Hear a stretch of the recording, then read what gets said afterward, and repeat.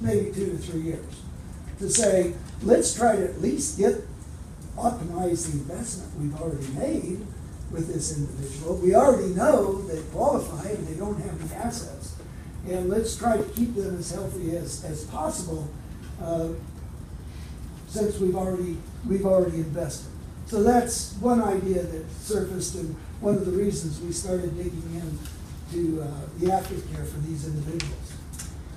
The other population that surfaced came through the Justice Reinvestment Work Group and the Ritchie study that was executed. And Senator Lodge was the main sponsor of all of that activity. Well, what it showed was that folks coming out of probation and parole basically, are on their own, and that we have a recidivism rate that's fairly significant. I don't know what that number is. 43? Wow, that's huge.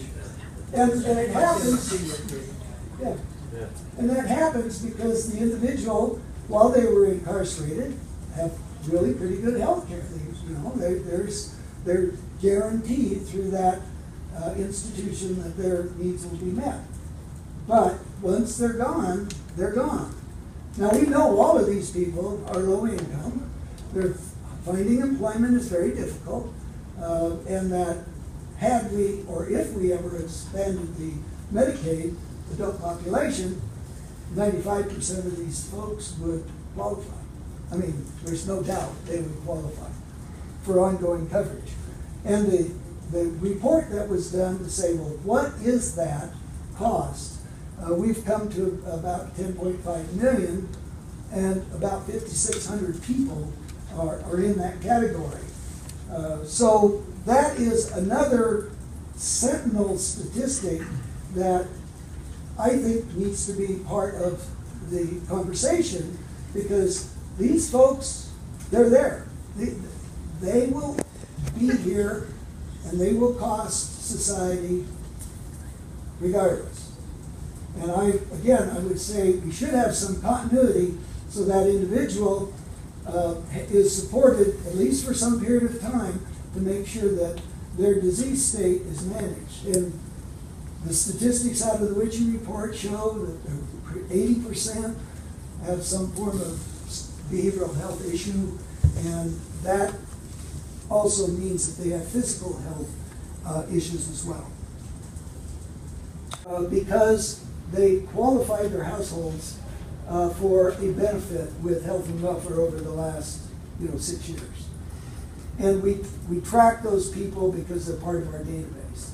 So we know their income, we've verified that income, we've validated the types of occupations they're in, and we've also discovered there is a segment of that society that really operates outside of normal validation processes, the cash society. We all know it's out there. It's been out there forever.